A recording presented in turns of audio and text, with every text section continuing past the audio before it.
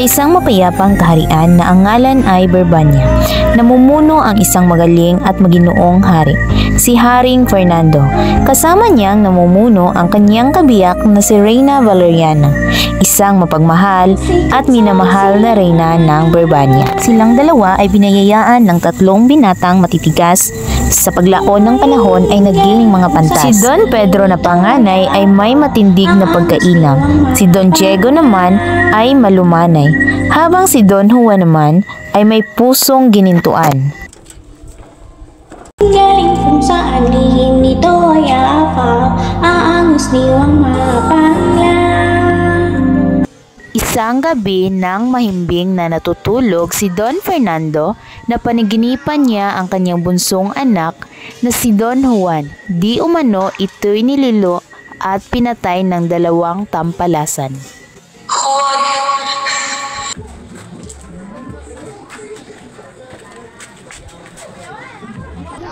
Naku, mahal ko, ano bang nangyari sa iyo?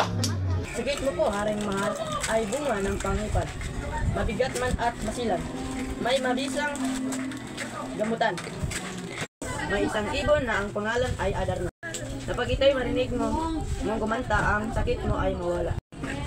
Matatagpuan ito sa bundok ng Tabor, kung saan makikita ang pidras ng punong tirahan ng Adarna. Hanapin ko ang ibong Adarna na nasa bundok ng Tabor upang ikay bumalik. Pedro, hayaan mo na. Mas ayaw kung mawala ng anak. Mas lalong ayaw kong mawala ng ama! Siya ay nagdala ng kabayo papunta sa kabundukan ng Tabor. Siya ay naglakbay sa kabundukan na higit sa 3 buwan bago makarating sa bundok Tabor, kung saan makikita ang Pedras Platas, kung punong tirahan ng ibong Adarna. Eh malas naman ito! Namatay pa ang kabayo ko!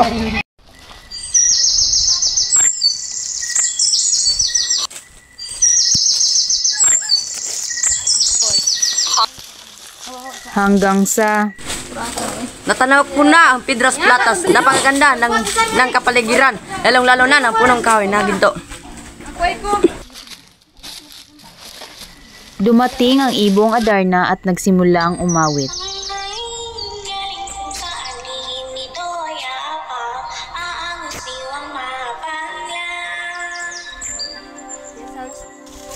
Kapaglayang araw, lungkot mo ay babalaang, kapag lumuhawa. Tuluyan na ngang nakatulog si Don Pedro matapos umawit ang ibong Adarna, ay may ugali itong magbawas at si Don Pedro ay napatakan ng dumi ng ibong Adarna.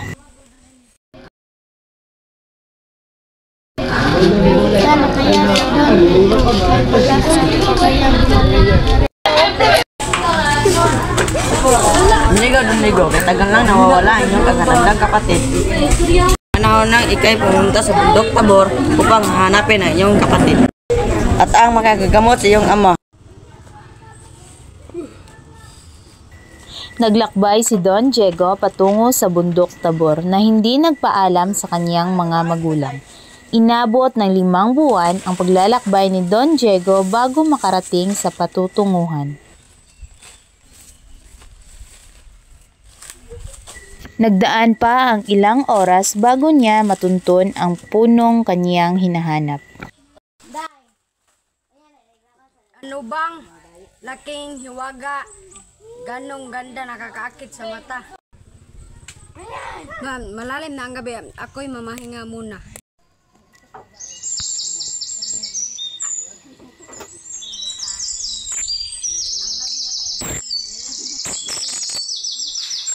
At tulad din sa nangyari kay Don Pedro, naging bato din si Don Diego.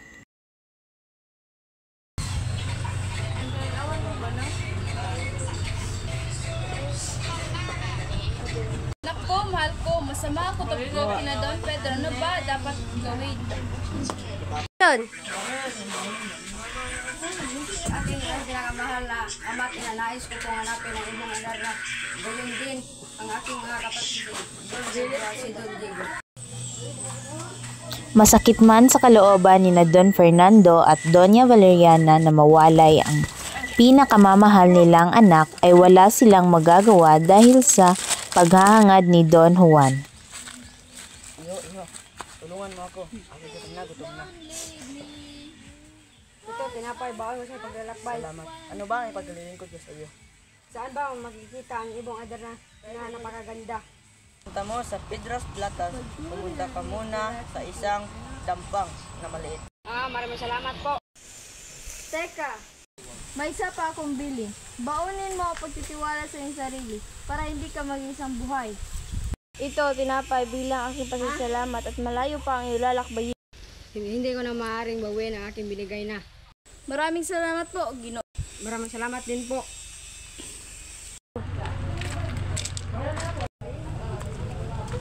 Nagdaan pa ang ilang oras bago niya matunton ang punong kanyang hinahanap.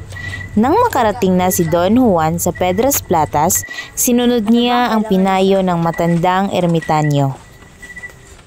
Ano bang may paglilingkod ko sa inyo? May isang erbitanyo na nagsasabi sa akin na ako'y pumarito at ikay tanungin. Don Juan, may mahiwagang ibon na may kasang wala pang nakakatan. Sa dinami-dami ng sumubok kalaban ang ibong Adarna, lahat sila ay nabigo. Ikaw pa kaya? Gagawin ko ang lahat, alang-alang sa iyong ama. Nang sa ngayon, pumunta ka sa ituing punong kahoy na Pedras Platas ng tirahan ng ibong Adarna.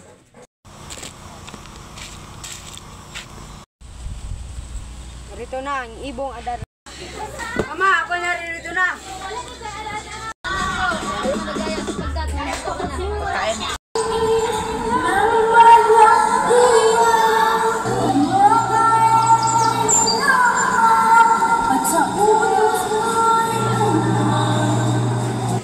Mahal ko, ano na ngayon ang iyong pagkanda? Dumating na ako, maayos ang ating. Don Pedro at Don Diego, ano ang pumasok sa isipan niyong dalawa? Bakit ito nagawa sa inyong kapatid? Hindi ito katanggap-tanggap dahil yan tatanggalan ko kayo ng kapangyarihan dito sa Birbanya at ipatatapon ko kayo sa malayong lugar. Ama, huwag na po kayong magalit. Ang mga kapatid ko ay akin ang pinatawad. At sana'y patawarin niyo sila. Ako'y nakakasigurado na hindi na sila gagawa ng anumang hindi kanais-nais. Dahil ito ang iyong kahilingan, Don Pedro at Don Diego, kayo ay aking pinapatawad. Sa susunod, nangyari ulit ito, kamatayan ang hatol sa inyo.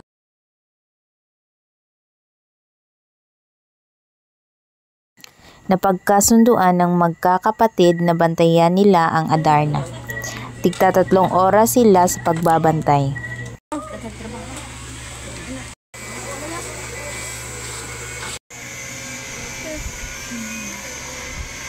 Maayos na sana ang lahat. Ngunit, paggising ni Don Juan, tumambad sa kanya ang bukas na hawla ng ibong Adarna. Nasaan na ang ibong Adarna? Gawa na naman dito siguro ng mga kapatid ko, si Don Pedro at si Don Diego.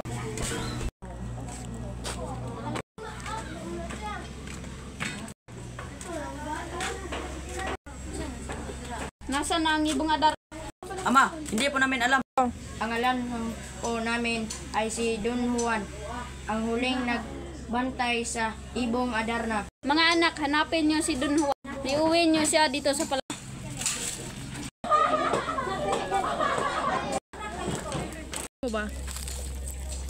Wala si Don Juan. Pagod na ako, asan na kaya?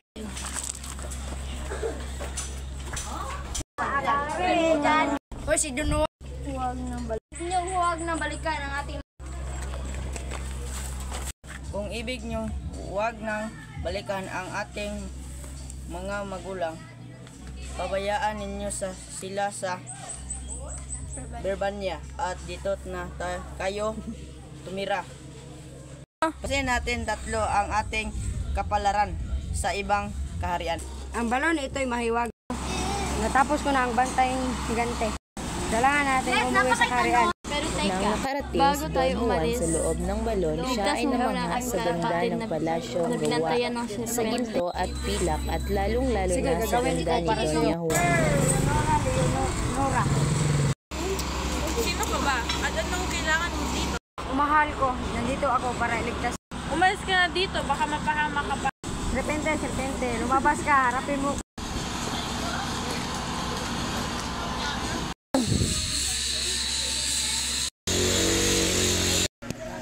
prinsesa. Tayo'y umalis dito.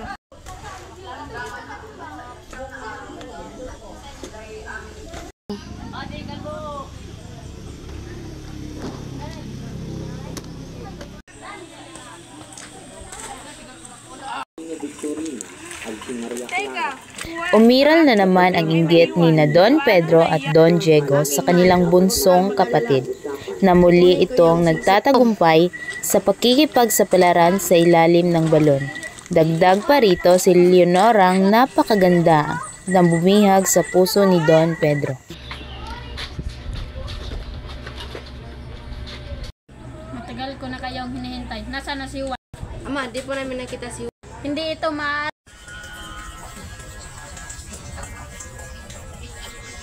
Narating ni Don Juan ang kahariang Cristalinos sa tulong ng agilang alaga ng ermitanyo. Unang pagkakita ni Don Juan ka Doña Maria Blanca ay nabihag na agad ang kaniyang puso. Nang pagligo ng marikit na prinsesa, agad niyang kinuha ang damit nito at niyakap na waring isang sanggol. Manda ka sa parusang ibibigay ng aking mga hari. Mahal kong prinsesa, patawarin mo ako sa ginawa kong kasalanan. Handa akong harapin ang anumang parusa na ibibigay ng iyong ama. Sa tingin mo ba nararapat kang patawarin? Sana'y mapatawad mo ako. Dapat ikaw miriro.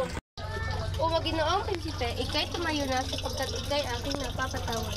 Ngunit magtapat ka sa akin kung saan kang bayan ng galing. O batahalang, walang kasing ganda, umitong tumapak sa lupa. Ako si Don Juan, anak ng Berbania. Ikaw marahil si Doña Maria ang mutya ng Cristalis. Ako nga pala si Doña Maria, ang anak ng hari ng Cristalinos, na si Haring Salermo. Umahal, ikay aking gustong pagkasalan.